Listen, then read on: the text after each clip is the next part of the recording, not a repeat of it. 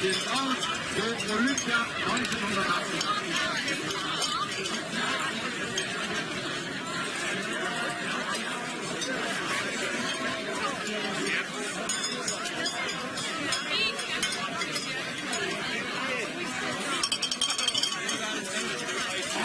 He got a pass until Saturday night.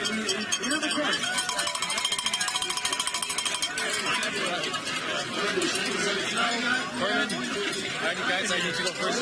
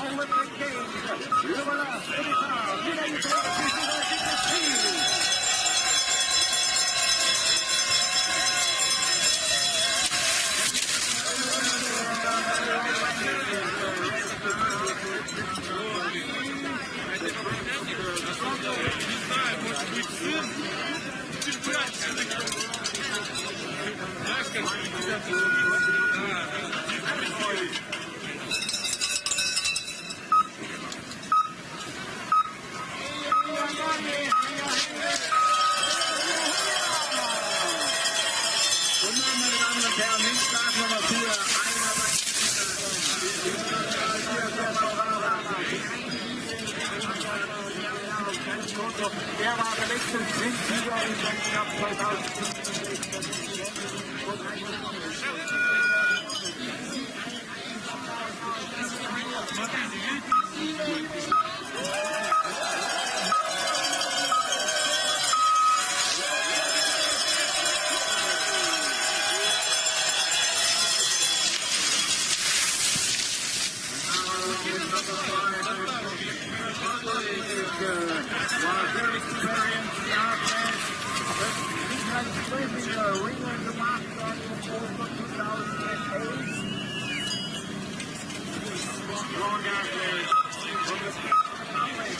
Come on.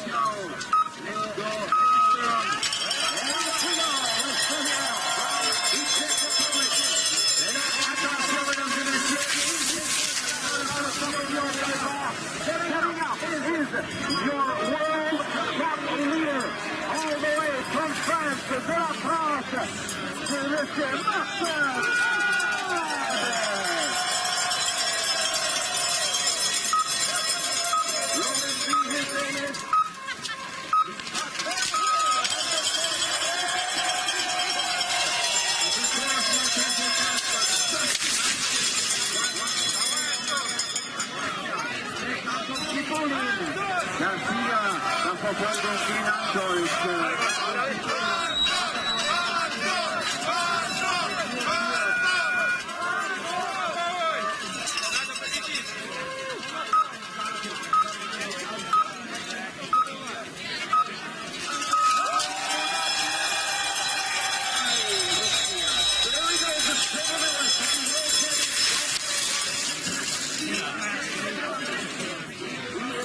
Another force to working with.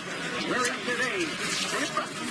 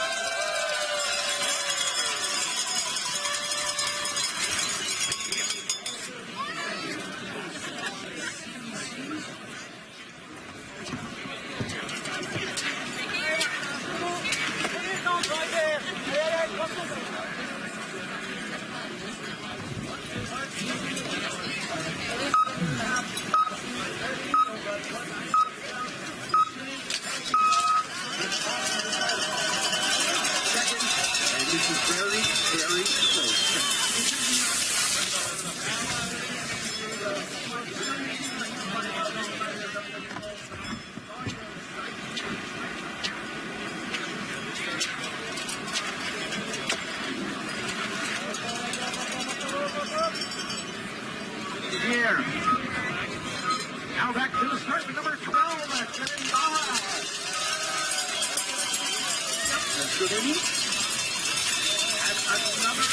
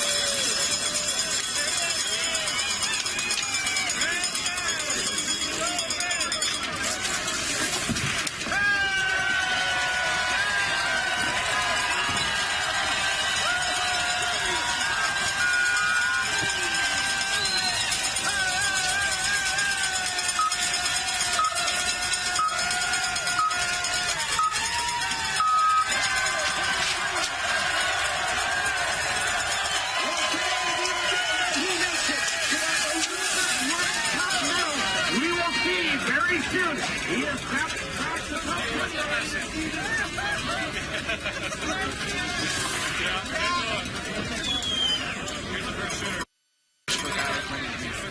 That's great. Now you can have this in shooting.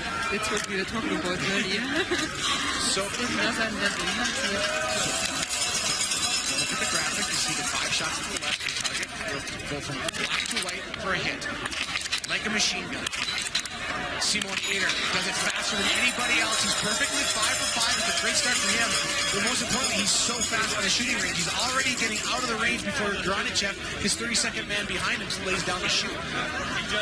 This is more because you could see how fast he is shooting. And you will see Granichev cannot do it as fast, and he's still a great shooter. Again, we're looking at the targets. We're looking at white to black to white for a hit. When we have a miss, the entire target will turn and flash of red, so you'll know miss the target, and a little yellow will turn to the right of the target. Also could see the wind flag, the little corner, so maybe you didn't do that yet, but this is how the athletes orientate for what they maybe adjust the diopter. Yeah, the sights. Yeah. These are peep sights on the rifle, so that wind, what Andrea is pointing out, is that the wind flags, they're actually pretty active right now. Is it a challenging wind that you see out there, Andrea? Right now it's pretty stable. It stays the same wind, which is good. Now the athletes have to decide, is it the same than it was when I was here, or do I have to adjust it? Simon Schempp now from Germany, threatening the time of Simon Eder. You see the time of Eder on the lower left-hand side of your screen is 8:46.3. Schempp is at 7:57 right now. You have to look when they lay down the shoot. They have roughly 30 seconds to beat that time. Get in and shoot and then get back on the course. So Schempp is very close to the time of Eder, but right now, maybe Eder with a little bit of an advantage over Schempp. That might be Schempp just taking it easy early on in the race, isn't it? Yes, everyone has their own style to go to race, and Simon has his own style to shoot. How you could see he started in the middle, then went to one side, and then it's his way up. Here's the time check. Right past the penalty loop. Schempp moves in a second, just 1.5 seconds back of Eder. 8:26, the time still to beat. That bit number 1. Simon Eder, no real surprise there. He's a fast starter. As we go back to the range now, you see the time of Martin Fourcade. 7:42 to beat 8:26.3. He's got a lot of time. He's skiing fast. He's skiing fast, and Schempp was better than Simon Eder in skiing, because Simon Eder really made a lot of time in shooting. Right, there's so many places to make and lose time. Let's watch the shooting of Fourcade. Has to be clean to take the lead.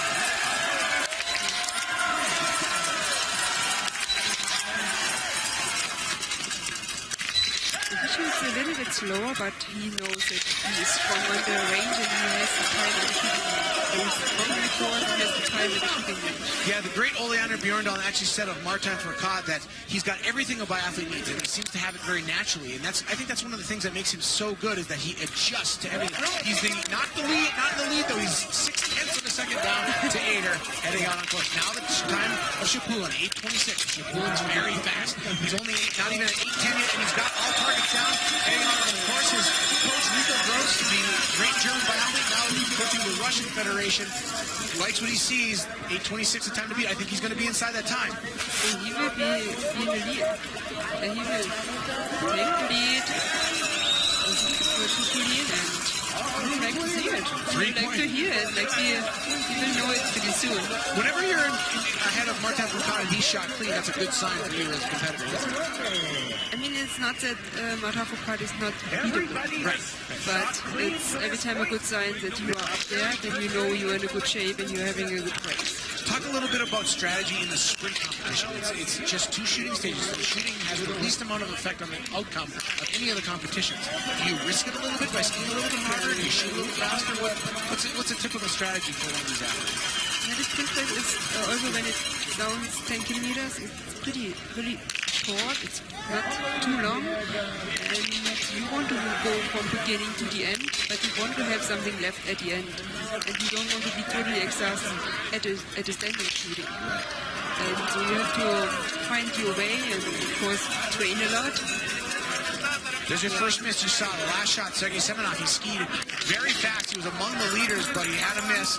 Benedict Doll now, number 10, has a miss as well. So our first misses on the day we've seen in Dole and Semenov.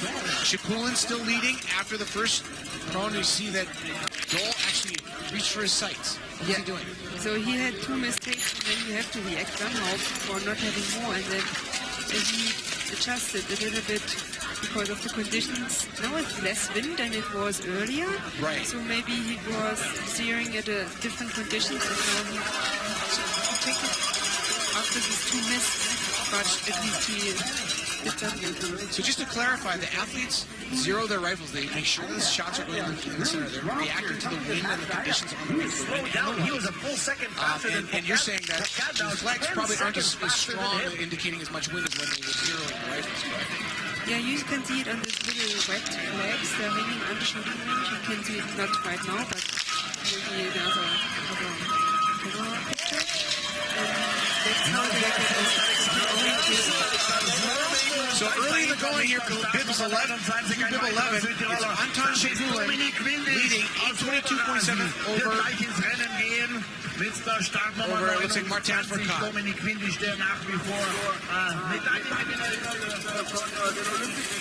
We're in Canmore for Biathlon World Cup action, the BMW IBU Biathlon World Cup from Canmore, Alberta, Canada. Chad Salmo along with Andrea Henkel, if you're just joining us. We are early in the start order as number 14, Dominik Landertinger, trying to take down the time of 8:22.7, that of Anton Shipulin. Simon Eder in second, Martin Fourcade in third, and Landertinger skiing fast, 7:45 as he lays down to try to take down the time of Shipulin. Yeah, Landertinger is a fast skier, and yeah, sometimes he has trouble with his shooting, but often he also does a good job at shooting. Since the last World Cup, Landertinger is 2-for-2, 3-for-3. That was good. 8-10, and he gets up. It's going to be close to Shipulin. It's a lot of good shooting today. So far, we've only seen 2 misses so far in the early going with 14 competitors through. Not going to get inside the time of Shipulin. Going to be a little bit outside. He's now threatening his teammate Eder for second. And he drops the fourth, but there's a knot of men all within 1 second there. So it really doesn't matter. It's all going to get figured out later in the course. Here's Rostas of Latvia. How is a threat? He's never had a podium. His best finish is 4th in a World Cup. He's clean and a good time as well. I think the real challenge will be standing shooting. It seems like it's pretty easy to shoot today. Not easy, but the conditions are perfect, seems like. And a lot of athletes are cleaning home. And then when you have altitude, after 2 loops, the standing position will be Yeah, they start to get tired. The lack of consistency starts to build up. And then what happened? Do the athletes just become shaky? Do they have less concentration? What is the challenge? We look at Lucas Hofer now with the as well. You don't get really shaky, but it's just you have already like 6 kilometers in your legs, more even, and it's just you have to deal with it. Yeah. And you should say the standing position is a much less stable position than the front. They're talking about that as the standing shooting. Like here you can see the prone target with little black one, with the prone target, and the gray one outside with the defending target. Yeah, it's bigger. We talked a little about that as the first shooting, standing shooters coming in. It looks like Eder's on range. And Lucas Hofer, the time to beat is 8:22.7. Hofer's going to be just outside that, but he will take second place after prone. Again, we still have standing position, lots of skiing left. Eder now on the range. He's shooting. When he leaves, you can see this little loop around his leg. There he is, left-handed there. He has to turn differently than the rest. Yeah. But he's perfect. 10 for 10 shooting for Simon Eder from bib number 1, very fast. The standing shooting is on a bigger target, the size of, what would you like in the size of the standing target? I would say the outside of a toilet paper bowl. Outside of a toilet paper. So it's a DVD. A DVD, that's a good point. DVD for the standing from 50 meters away, about 60 yards if you're an American and know football, American football. Ranichev now with a miss. That's going to put him outside the time of Eder for sure, as I don't think he would have gotten inside that time with perfect shooting. So Eder has to go one time around 150-meter penalty. How long does that normally take? For the guys today, I think around 20 seconds. 20 seconds, so maybe fast. Not even. Pretty fast penalty loop. Yeah. So right now, Anton Shipulin, the leader after first shooting. Lucas Hofer second from Italy, with about 20 through the start order. Again, the number of starters today, 89 on the field. Here's Tim Burke. You know this man well. I do know him. This is Andrea's husband, Tim Burke. Very good time. A little bit off the time of the leader skiing, but very good cone shooter. He's a very good cone shooter, and he likes the last lead.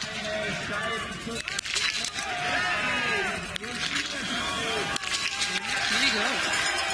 Clean shooting for Tim Burke. He's going to be outside the time of Shipulin and outside the top 5, but it's a good start for him. He can pick things up as things go along. He tends to do that, doesn't he? He likes to go the last bit. So he's maybe sandbagging just a little bit here. Sandbagging and pulling back. He's there, and that's a good question. And then we go to Schempp after standing. Schempp has no penalties, and he will be the new leader. 0.9 seconds, the lead goes to Simon Schempp. He's picked up time on Simon Eder from Austria. Now Martin Fourcade. This is really the heat of the battle here. These first 10 starters. So many superstars in there. Schempp and Fourcade and Eder. All the top 10 of the overall World Cup standings.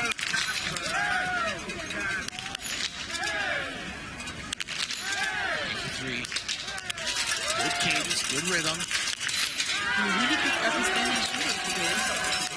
You can also react how fast he has to shoot. But look at the time. Look at the time. 16:24, the time to beat. 16:44.9. Martin Fourcade is going to be well inside that time. So Schempp put 14 seconds on Eder. How much will it be for Fourcade? The lead is 11 seconds with 3.3 kilometers to go. And is he going to make time or is he going to lose time on that last lap? What do you think? I'm not sure. I mean, Simon Schempp is also a very good skier, but he will not lose 11 seconds. That's for sure. Anton Shipulin also with a good time, 16:22. Going to be very tight between Fourcade, Shipulin, and Schempp. Really, probably the 3 best athletes on the start order. What would you say? They are one of the 3 best ones, that's for sure.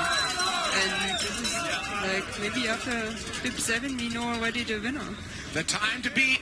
16:33.9, he's outside that time, moves into second place, just 4 seconds ahead, 4.7 seconds ahead of Simon Schempp. So the three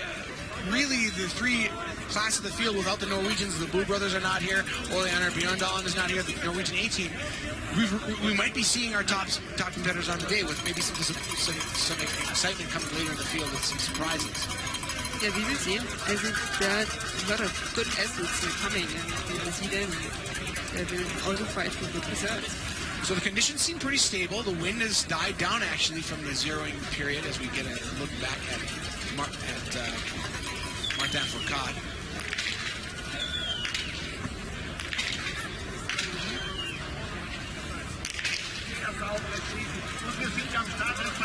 Wiesner, one of the later starters, 26, and he starts with a miss.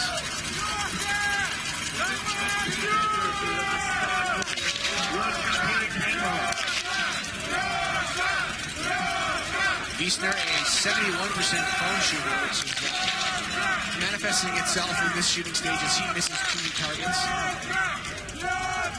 Simon Fourcade, one of the later, not the later starters, but one of the later favorite starters. He's got a good time going. Again, we're looking at about 30 seconds to get to the time, so he's probably skiing a little bit slower than Shipulin, the leader, but still a shot at being in the top 10 with good shooting. Yes, Simon Fourcade has time also with the jet lag. It's also coming to the athletes this week. They're not used to coming over to North America, and he usually is the one with the most. He already knows before he comes even to the jet lag.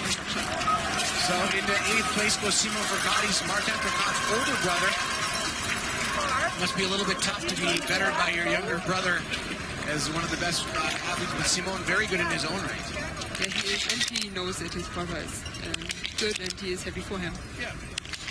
In the standing position, or prone position, is Benjamin Vegger, number 11. You see him way down on the shooting range. That's the graphic for Vegger. The time to beat 16:33.9. He's well outside that time despite being clean shooting. The Swiss, not traditionally one of the strongest nations, but they've been good. They've been good from time to time. They have flashes of brilliance, and Vegger has had some podiums himself. He did. He came with like the advantage of a good program when he was already young. then he shows that it really works. And he's with, especially the girls are coming in. He's very up and down, though, it seems. It seems when his form is on, he's very good. He can beat the rest of the world, but he's a little off the ski speed today. Running up on halfway through the field in the start order here in Canmore. Dominik Landertinger now, number 14. Time to beat, 16:33.9. Landertinger going to be probably outside that spot. He can't afford to take a mistake. You see it's tough, like after these 2 loops to shoot now, and the wind is picking up a little bit again. Good job. There's a miss. You jinxed him. He jinxed him. So Landertinger will drop down the results a little bit as he has to make his way around that roughly 22nd meter penalty loop. And he knows that that's probably fatal, seeing that Fourcade and Shipulin and Schempp are all perfect on the day. Rostarguyev's now. You can see that Fourcade and Shipulin and Schempp all up their ski speed a little bit on that second loop. You can see that you even have to have both. You have to shoot clean, you have to speed fast.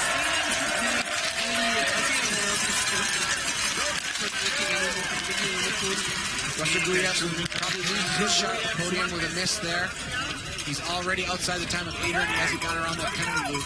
Very small program, Latvia. He's really the only competitive athlete at the top of the field from Latvia. And we also see maybe a podium is hard to beat, but it's also good to like even for us, every minute field, like the 25th, not even half a minute behind the leader. And it's really tough to be there in the top 10. Yeah, and I think that's a really good point, that especially for young athletes, a top 25th doesn't sound great if you're watching from home, but for a 23 or 24-year-old, a 25th place finish is really quite good for your experience level, isn't it? Then you have to see the time back sometimes. Yeah. And it's just really everything. And now coming to the finish line, Simon Eder, setting the time to beat with bib number 1. He was perfect on the shooting range. 24:39.1 is the time to beat, set by the Austrian skier.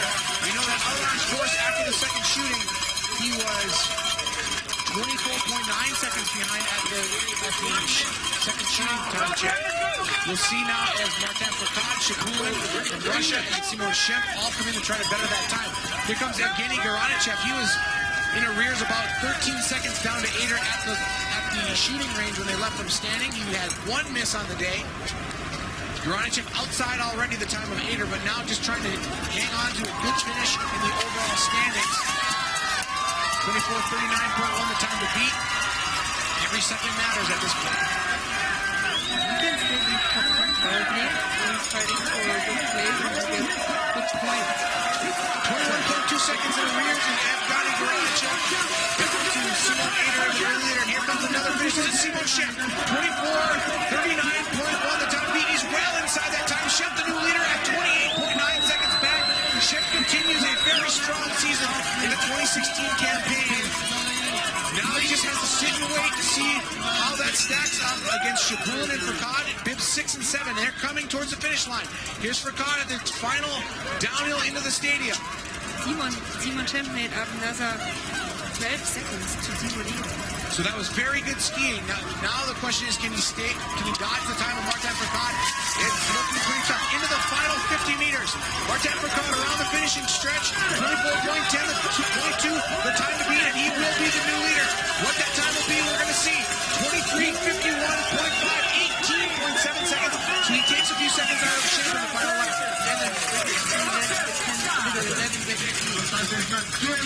So Fourcade with a slightly faster lead, slightly faster final loop over Simon Schempp, pushes Schempp into second place. All the big names at the top of the leaderboard, and here comes the time of Shipulin, and he's looking a little bit labored. I don't think he's going to get the time. 23:51.5, it's too far to go. So now it's a question, can Shipulin dislodge Schempp from second? 24.10 the time to beat. Oh, he's got about 10 seconds to get to the finish line to do it. It's going to be very tight for second place. Schempp, 24:10.2. He's just inside that time. 24:07 points to Shipulin, which is Schempp in third. And it's Dominik Landertinger across the line into sixth position. Maybe 6.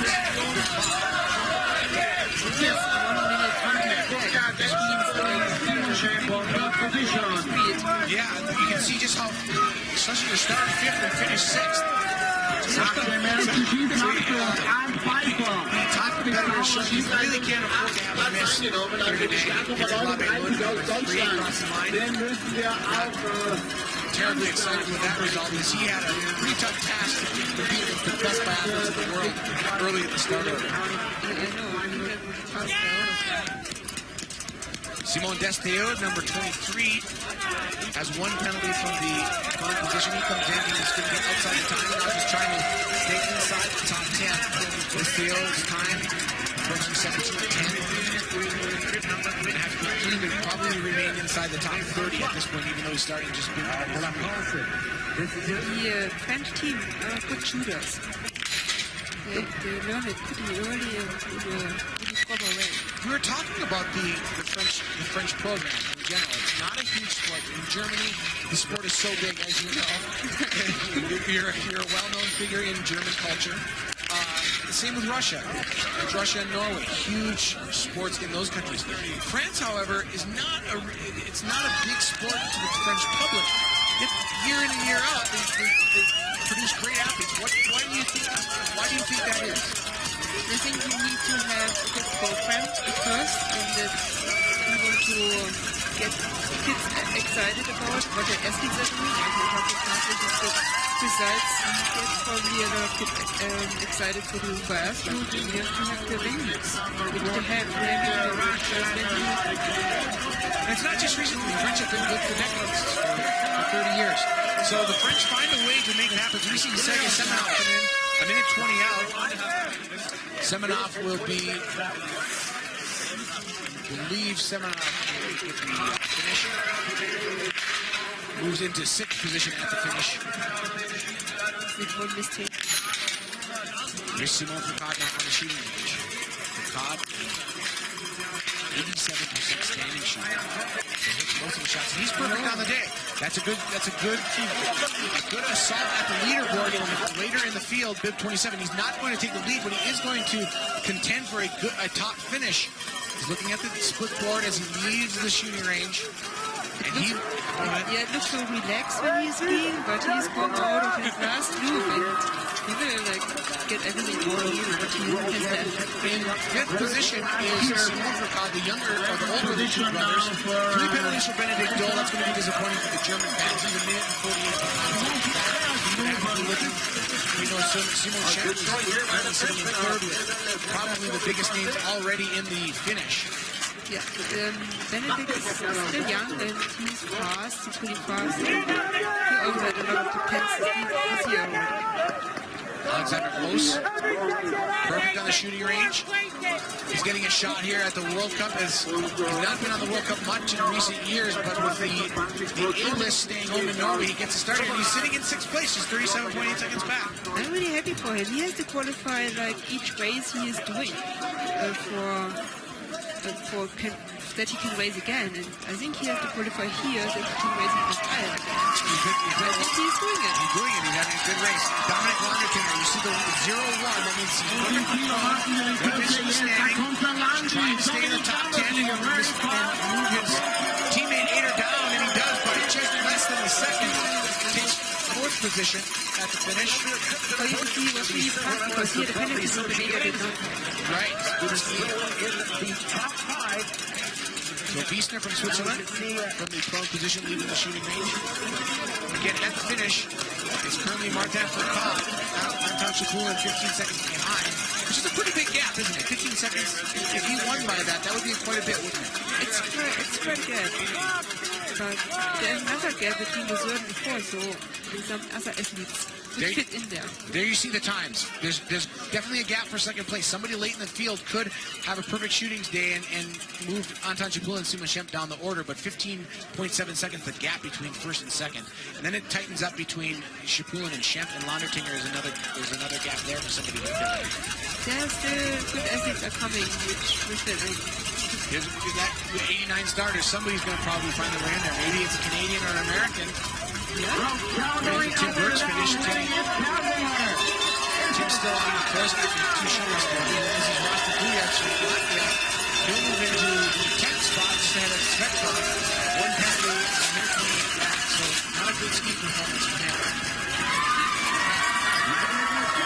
second shooting.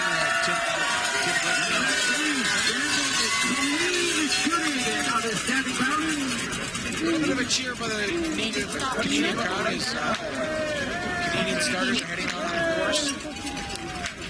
Yeah, of course there are also even up here a little bit. We see spectators at the course, which is nice for the athletes. Yeah, it's not a normal thing for a World Cup to take place here in Canmore, so it's nice to see a moderately large crowd around today. And you're in the middle of the beach. I think you're going to see a lot of people here on the weekend coming in from Edmonton and Calgary, which are a couple hours away. Calgary about an hour away. Here comes Lucas Hofer now, trying to get into the top 10, but the leaders have clearly skied very fast. Hofer normally faster than this. With just one penalty, he's a minute 39 back. That's not normal, is it? That's not normal. He's not happy, where you could think. No. Brendan Green from the cross the line to finish. He moved into 14th position. Hofer was 11th. Brendan Green 209 back. Now a very fast skier from Austria. He always puts on fast ski times, but his shooting stats are just 71% total. He's a 66% standing shooter. This is Julian Eberhard, and this is really his weakness for biathlon. Yeah, how you can see it's not so stable in the shooting range. It's too fast, but the result is not every time what he I think 1-1 is good for him. Yeah, 80% on from standing that time. Eberhard might find a way into the top 10 with the ski speed that he normally shows. It's kind of that dual balance between biathlon. It's like, are you a cross-country skier with a rifle, or are you really a biathlon? That's really the thing you have to decide, isn't it? Noel Bailey coming in to shoot now. It's a good sign for Bailey that the cameras are on him. I know. That means he's doing well. He's got 16-12 now the time. He's not going to threaten for the lead as he approaches the shooting range. But again, Bailey's shooting very well. He's a 95% prone shooter. One of the best, if not the best in the world. He's an 81% standing shooter. He's a lefty, just like Simon Eder. He's already moving past the time to the fastest guy. But you can clearly see that there are big gaps from the top 3 at the finish down into the top 10. 10th place right now is Ross Jaguyev's at the finish in a minute 28 back. So Bailey has an opportunity for a top 10 finish here. He starts with 2 misses, and that's going to probably blitz that problem, isn't it? Not the best head coach going forward, but he saw a lot of mistakes at the standing shooting range. As we said before, it's challenging with the altitude, looking at course, and it's not the only one who had this situation. So Lowell Bailey starts with 2 misses, and then Nicholas Landertinger is shaking his head as he left. But huge gaps in this sprint competition early in the quarter. There are a lot of room for someone like Piper to shoot clean.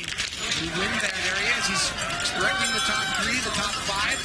With the huge time gaps, Piper might be looking at a top 5, top 6 finish here for the German coaches like it.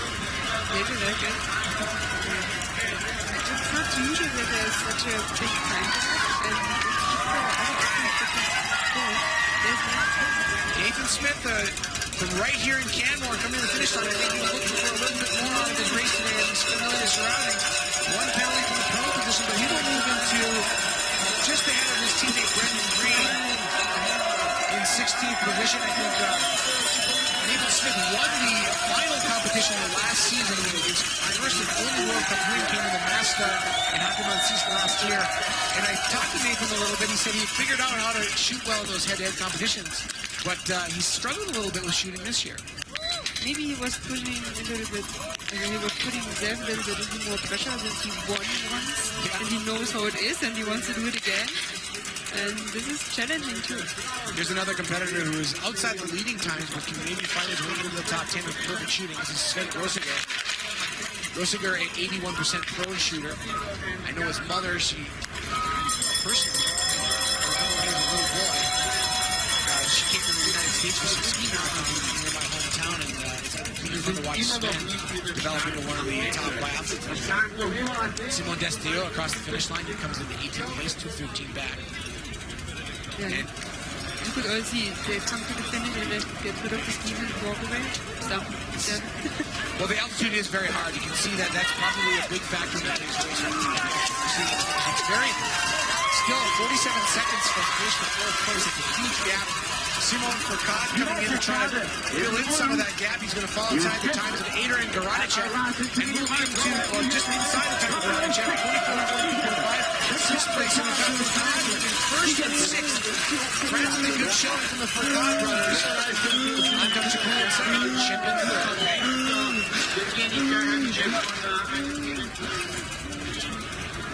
Back at Canmore for the men's 10-kilometer in the BMW IBU World Cup. Alexander Ost coming to the finish line. We're hearing gasping at the finish line from the finishers at this high-altitude venue. Ost coming to the line, trying to move into the top 6. He won't get there. He's got 15 seconds to take down Evgeny Garanchev from Russia, and if Ost can be in the top 10, that's going to bode well for his chances to continue on the World Cup for the year.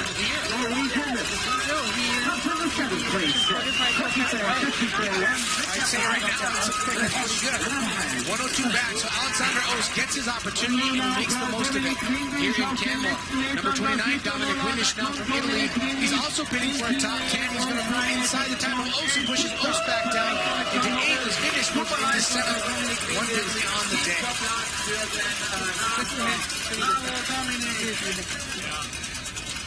Jean-Guillaume Beatrix, I marked him as one of the early starters, or the late starters, bib 63 with a shot at the podium. And look at his time. It's a good one. Probably not going to take down the time of Shipulin and Hofer early on. But with clean shooting, Beatrix, who's won World Cups in the past, starting late in the order, might surprise. And there's a miss.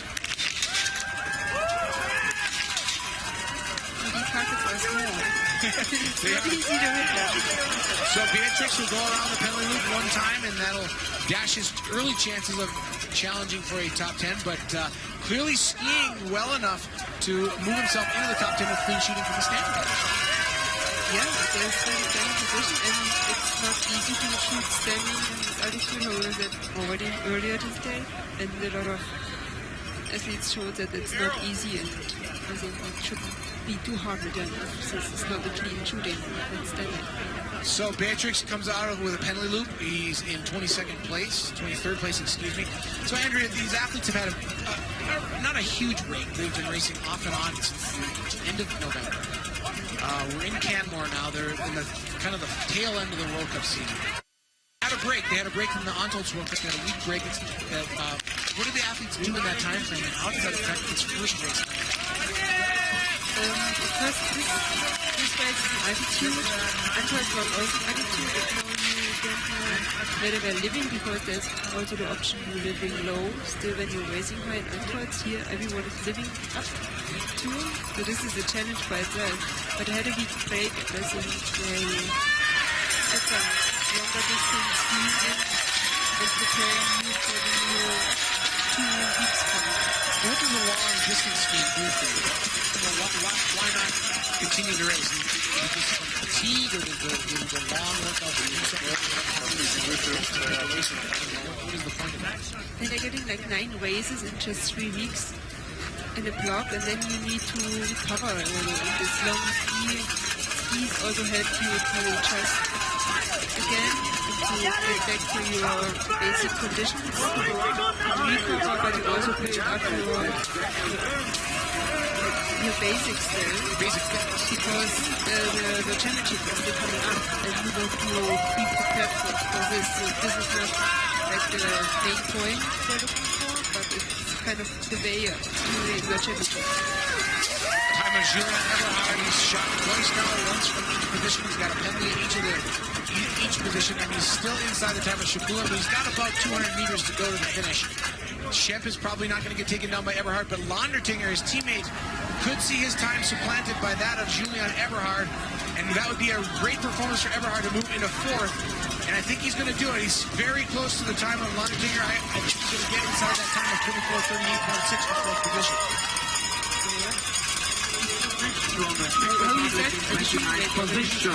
Very fast. So, Eberhard moves into 4th position, 45 seconds back, and for him, he gets a little yellow satisfaction. He's very excited with the 80% shooting. I mean, some people would look at it as a bad performance. I think for Eberhard, he's happy with that shooting percentage. And not everyone is so excited about the 4th place. No. So you know it's a big deal for him. They're Adrian Malishko, not finding the form that has put him on the podium in the past. He's 210 back with 3 penalties on the day. That's just too many penalties. The shooting's too good. I know, the level is pretty high. The best ones are shooting clean and skiing fast, so it's hard to beat. Our Pfeiffer now, 39 for Germany. He's a minute 12 back. At the 9.1 kilometer mark, Kensley Glauber trying to challenge for a top 10 finish. Right behind him in that train is Lowell Bailey from the United States in the distinct purple and orange suit. And you just get advantage for like following this fast guys too. So it's still a good race. Yeah.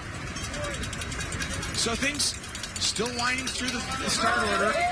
Still competitors on the start. We're at Div 88. Just one more competitor to start, and everybody will get a start on the field. But the story at the finish is big time gaps from the top 3. Martin Fourcade, Anton, Shipulin, and Simon Eder. No, in fact, it's good. So they're always in a good shape, and it's also important to know for the next races which are coming up at the weekend. We know that Lowell has skied faster in the past. He's not skiing his best this year, but his shooting has really had an uptick in his shooting percentage, hasn't he? He was a good shooter since a long time, and he puts it together now. He's good in shooting, and he has good results. He also won on the podium last year. We're watching the time of Piper, who's following Lowell Bailey in the United States there. About equal shooting, because Bailey has 2 penalties, Piper is clean. So about a 40-second disadvantage on the penalty for Bailey. But Piper moves into 11th. Bailey moves into 20th. Piper 114 back, Bailey 145 back. I think it's really good to be in the 20th with 2 penalties. Yeah, I was going to ask you today, most Biathlon World Cups follow a sprint competition with a pursuit. There's no pursuit this time. How does that, do you think, affect the way the athletes are approaching today's competition? They still start and want to be the best, but it's maybe some are happy now that's not a pursuit following, and some are not happy. But there's a mass start on Saturday, and some still have to qualify. Low is qualified for this because he is one of the 25th best in the world. Yep. The World Cup ranking, and he will be excited to have such a good shape that he could do today. So Schempp coming to the range, he's got a good time from Russia, starting very late in the field, 75 is his start number. But as Andrea was saying, there will be no pursuit after this sprint competition. There will be a mass start. The mass start only goes to the top. There are 30 people get the nod to start the mass start because there are only 30 shooting stations on the shooting range, as Schempp has a mass start. So sort of a different calendar at the Canmore World Cup to do mass start. Then a mixed relay and a single mixed relay on Sunday. That's the lineup here. We'll have the women's sprint competition tomorrow at 11:15 Mountain Time here in Canada. Schempp will go into the penalty loop. Will be outside right up to the top. Yeah, usually you have really often that you have a sprint, but it's not uncommon that it's not happening. It's like 1 or 2 times a year. The Master is a really exciting race, especially for the spectators, and I think everybody will be excited to come here on Saturday. But it's a little bit of a different dynamic when you have a bad race on the sprint day, because normally when you have a bad race on the sprint day, it takes you out of the contention really for the pursuit. So if you have a bad one today, you can just shrug it off because you don't have that pursuit. It's easier to get rid of, to deal better with it when you have a bad race. There's another late starter. We haven't seen much of him during the course of the competition. Eric Laser, who had a spectacular win in a mass start in the Roop Holding earlier this season. Laser coming to the finish line is maybe outside the time of his teammate. Art Piper, who's 25.5, but they move into the 12th position at a 116 bag. That's right, the 12th, only 508.0. So a solid day for the German program with Schempp in 3rd and Laser in 12th and Piper in 11th.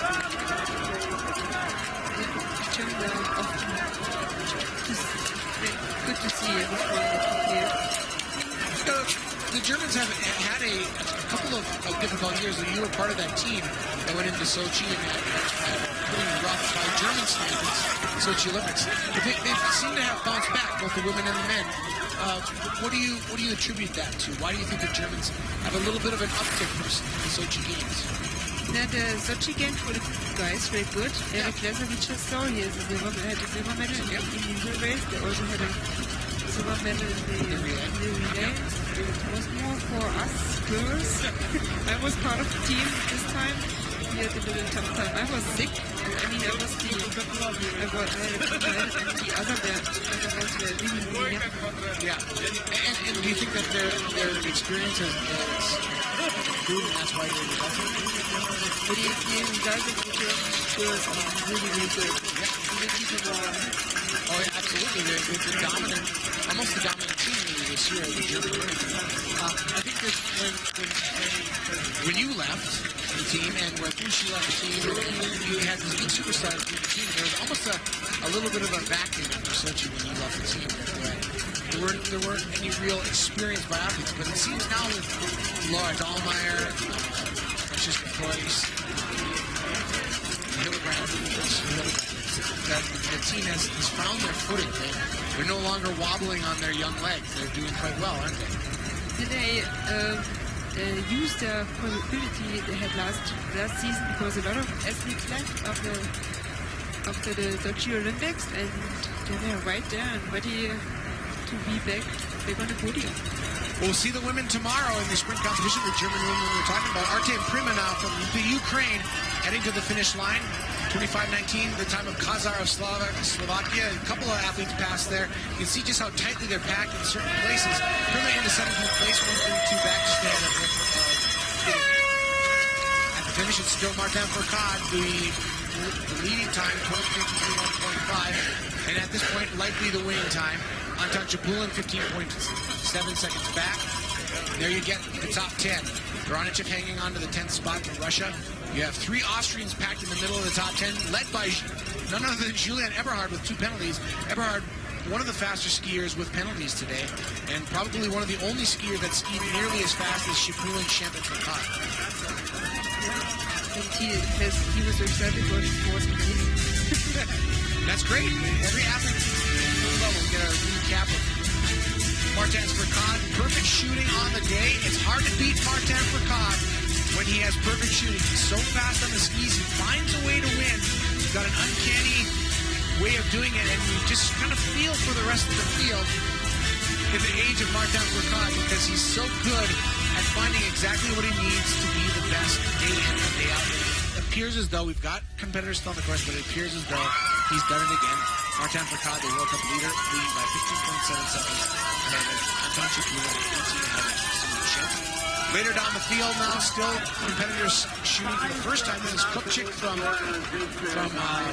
Czech Republic, 27 years of age, from Just about Martin Fourcade, it's not by no reason the yellow before. Right. A long time. Right, there's a reason. And there are, like you say, he's not unbeatable. Simon Schempp has had his victories this year, and Shipulin also very good. But really, when we look at the leaderboard and we see the time gaps to fourth to Eberhard, Landertinger, and Eder, it's really not a big surprise, is it? They're kind of at another level. Without the top Norwegians here, it seems like the leaderboard is kind of predictable at the end of the day. I wouldn't go so far. If yes, it seems like it today again, but there are sometimes athletes who can go in, because you see Landertinger even at the penalty loop, and he cut this penalty loop out, he's also close to the podium. That's right, that's right. And Eberhard had 2 penalties, which is good in Midway.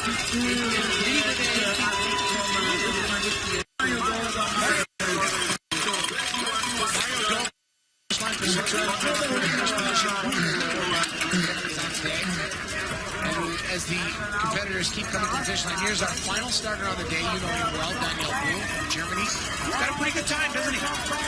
He's a good time. He had a good race at Anton, and he was recording. He had a little time to train and get back in shape.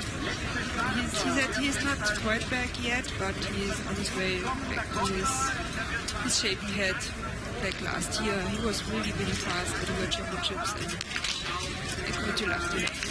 he's had his been on the podium. He's had a second place in World Cup competition in Vancouver test event prior to the Olympics. That was a little while ago.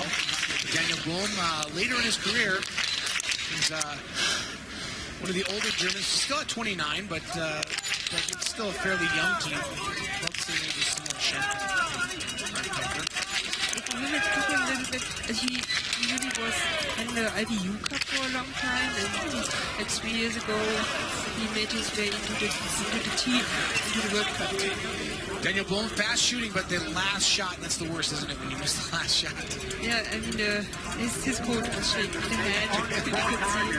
Maybe he wanted to be on the court already again. This is the common mistake.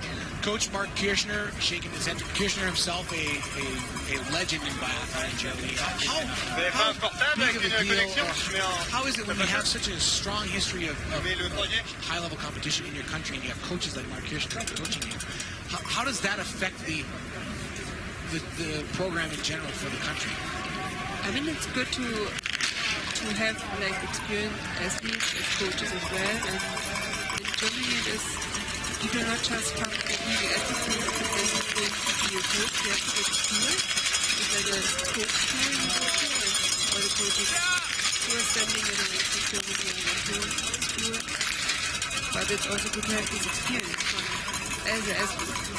Thomas Bormolini had an open opportunity right there as we were talking about the German team. He had the last shot. If he had cleaned it, he probably would have been in the top 10, but now he's got to go around that 150-meter penalty loop and sink him down the field a little bit further. Here's Schleppoff, has one penalty from the prone position. He's already outside the time of Martin Fourcade right now, racing for the top 40, getting World Cup points in the IBU Biathlon World Cup. So a top 40 is advancing your overall standing as long as you're in there. So Schleppoff shooting very fast, and he's missing just as fast. 3 straight misses. This was a little bit too fast shooting. Yeah, it's going to put him well back in the field. Schleppoff trying to get more. He's just 23 years of age, or excuse me, 29 years of age. Time of Vladimir. Won't figure into it today. I think he just tried all or nothing, which is good, which is also, you have to do it fast and have to be quick and at least give it a try.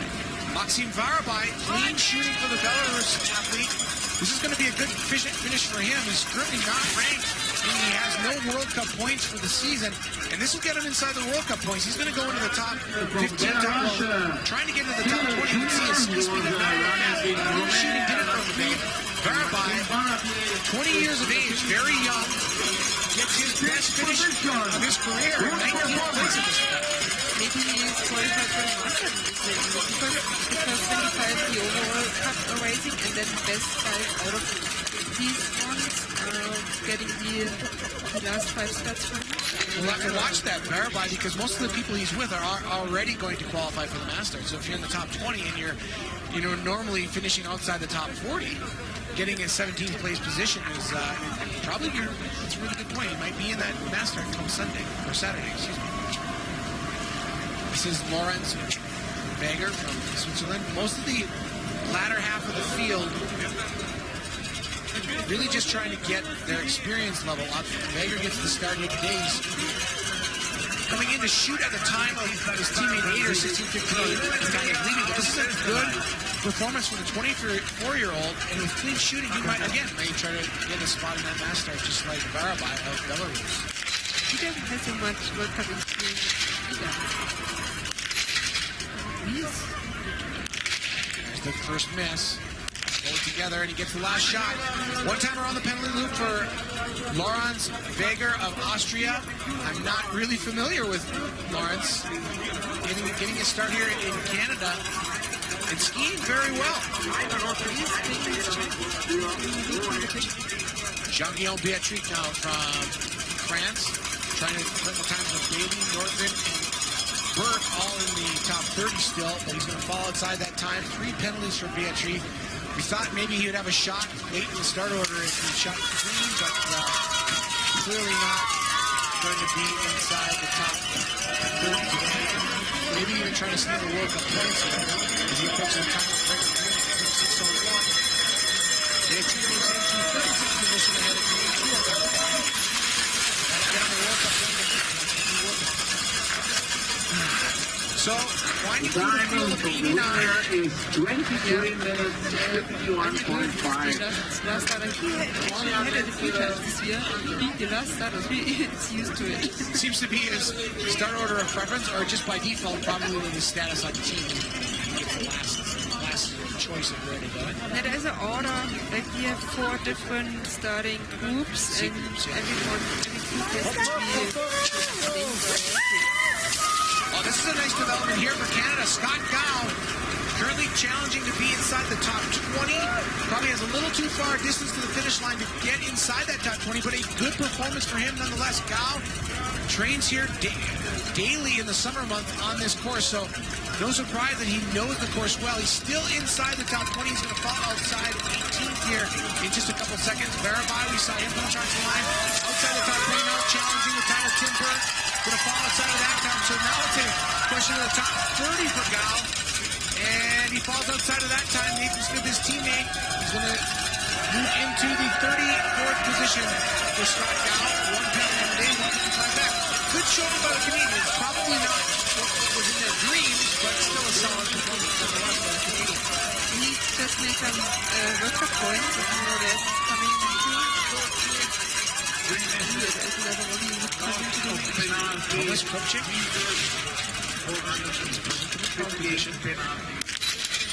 Fifth from last starter. 89 starters on the day. Kopchik made the start order, and there's the first miss. That's going to push him down a little bit as he has to go to the pen loop, but 4 for 5. Maybe a top 30, top 35 for Kopchik.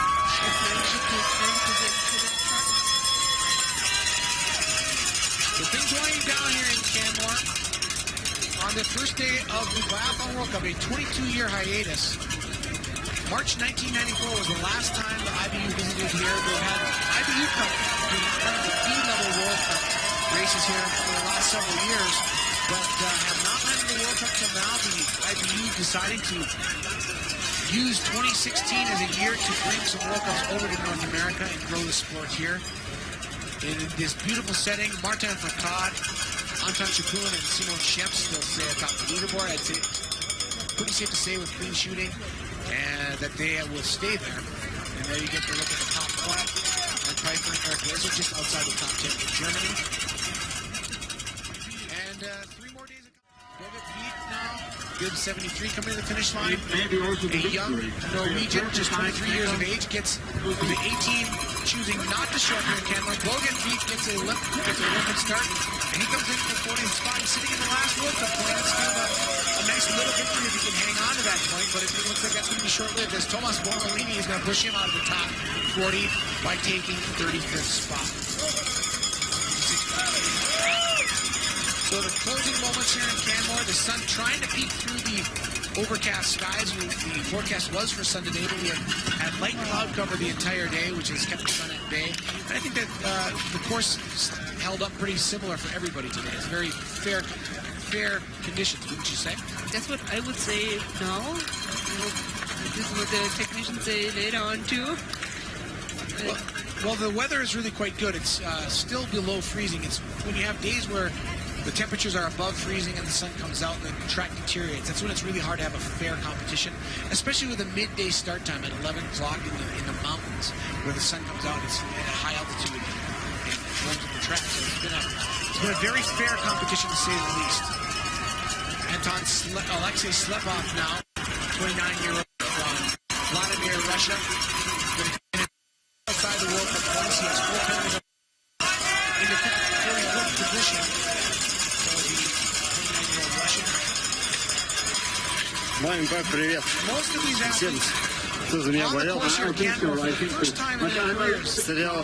Some of us like Не очень. Bjorndalen Немного торопился. 22 years since the last time he competed here, but Bjorndalen not here this time. He's preparing for the World Championships. And how big of a deal is that? I mean, you're German. You know what it's like to race in Oberhof for the World Championships, your hometown, or Ruhpolding for that matter.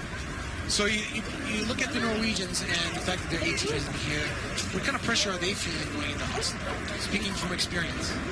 I think they are feeling the pressure since a while because you start the season and all the questions about the World Championships in March. Yeah. And with the huge public love of the sport,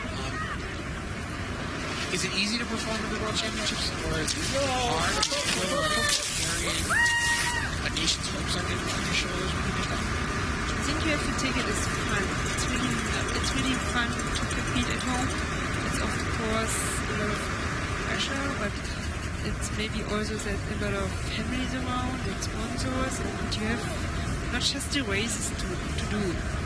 And this is the challenging in a home World Championship. And the World Championships coming up at the end of the season. They'll take place after the Presque Isle World Cup coming next week in Three the United athletes States. Back in the finish line, positions 4, 5, and 6. Austria getting his early experience in the Biathlon World Cup competition. Scored in the points, 38th place, so a couple of World Cup points for that effort. It's probably a satisfactory competition for Vega, which is He came here, he didn't have something to do. right. And he did just that. He had a solid day on the tracks and on the shooting range. Things winding down in Canmore. It's about 10 to 12 more competitors to finish. This is Mihad Dobzak.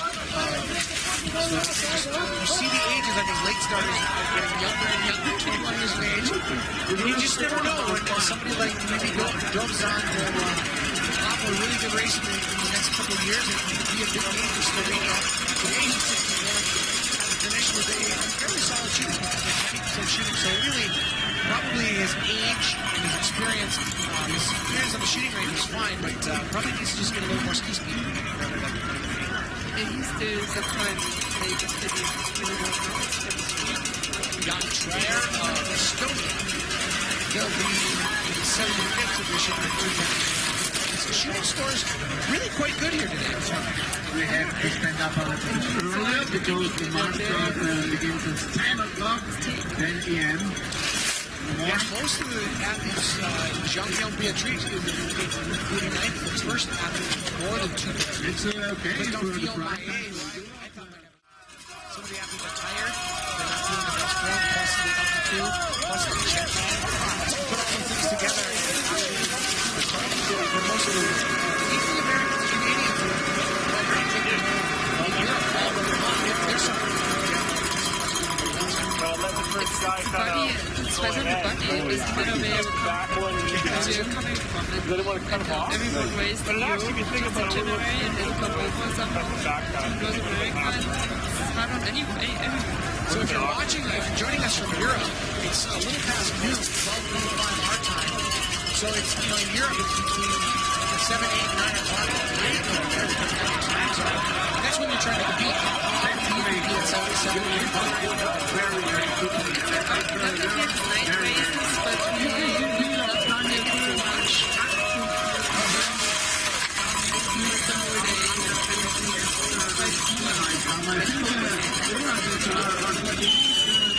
We wait for the right position. Our area is not on the So Daniel finish. Boone comes across the line. Our first competitor, number 89, or our last competitor on the start. There might still be a couple of competitors out there. We'll be getting underway the flower ceremony for the top 8 or top 6 competitors. So it's the top 6. And we'll get a recap of the results. Martin Fourcade, your winner, 23:51.5, the winning time. Anton Shipulin second, Simon Schempp third. 3 Austrians, 4th, 5th, and 6th, and Eberhard, Landertinger, and Eder. Another Fourcade in 7th. As we went down through the results, no North Americans, but 3 Americans in the top 26 on the day. And Tim Burke in 23rd, Lowell Bailey 24th. Max Davies, we missed him earlier on. Max Davies, the top Canadian in 25th. That's a good day for him, clean out the shooting range. Leif Nordgren in 27th. And Nathan Smith in 31st. So Biathlon World Cup has come back to Canmore. We've wrapped up the competition for the day. We'll be right back with the flower ceremony.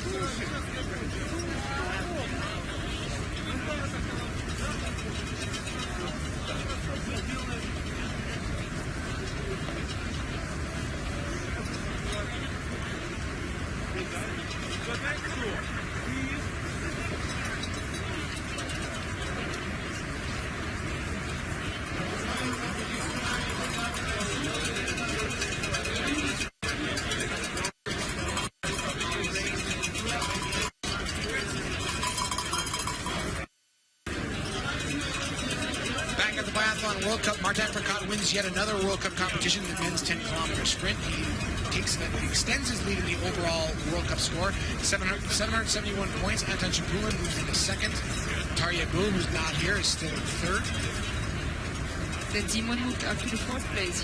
Simon Schempp, he came from the sixth. Yeah, it's good to show up to a World Cup to get your points if you're going to stay home. And I mean, you know, that's Lowell Bailey sitting 21st overall in the World Cup. That's a good sign for him to make the mass start. Tim Burke kind of on your husband there, kind of on the borderline at 28. He wants to be under the best 5 out of these 25 on the leading board. And there's the Sprint Cup score. Martin Fourcade extends his lead there as well with 270 points. Simon Schempp moves up into second place. Was in second to begin with, and he's still in second. Anton Shipulin in third. That's your top three for the day, just reversed between second and third. Tarjei Bø in fourth. Tim Burke sitting top 20 overall in the sprint score. And Tim is historically like this race, hasn't he? He does. I mean, he likes the hard races. How old is it? What is it? The race, the man's race. I believe that's what he said in an interview with IBU earlier this week. He was asked, Björn Nolling asked what race he would most like to win at the World Championships. He said it's between that and the Master, because the Master he says it's hard to win a sprint. He thinks it's the hardest race to win. And these are the races we will have here in Canmore. I know. Like a sprint and a master. It's too bad he's not here. But maybe he'll be smiling at the World Championships. The officials start preparing for the flower ceremony. Another competitor is still on the course. We have to wait for the final competitors to finish up. This is Scott Dixon. His dad, Mike Dixon, commentator for Eurosport. If you're watching, looking on in the audience in Europe. Scott, a youngster, just 21 years of age, has got a long career in the Brits. A lot of the British competitors are in the British Army, which I believe it says Army on Scott's right leg. So I believe Scott Dixon is probably one of the last competitors on the course, if not the last competitor on the course. That's officially moved to the flower ceremony. Duffy on the shooting range for Scott, 3 penalties. His dad is a 6-time Olympian and was actually, I believe he was 11th or 12th here. I pulled that up, but I know he was 11th or 12th at the Olympics here in Calgary in the individual. Here in Canmore. So the top 6 competitors lining up. Austria very well represented. Representing France, Number 6 on the start order when it continues to hold their ground and never did. Martin Fourcade perfect on the shooting range, perfect on the skis.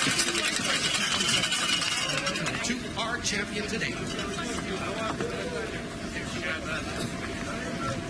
Anton, готовься!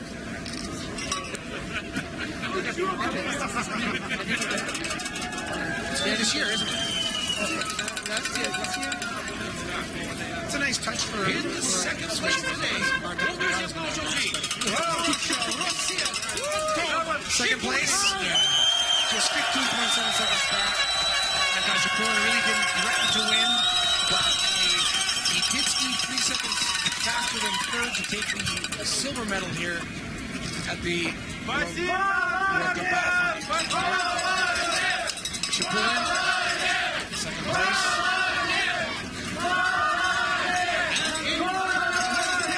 from Deutschland, Germany's Simon Schempp. And third place, Germany's Simon Schempp, just 3 seconds off his second run behind Shipulin. 18.7 off the top. Another very strong, solid performance by probably the 3 best biathletes in the start order today. So the winner is Martin Fourcade. No surprise, Simon Schempp continues a very strong season. Your top 3 from Canmore. Men's 10-kilometer, Martin Fourcade. Anton Shipulin from Russia, Simon Schempp from Germany. It's been a great first day of competition here in Canmore Nordic Center in beautiful Canmore, Alberta, Canada. For Andrew Henkel, I'm Chad Sama signing off saying thanks for watching. We'll see you tomorrow for the women's 7.5 kilometer sprint. Dominik Landertinger!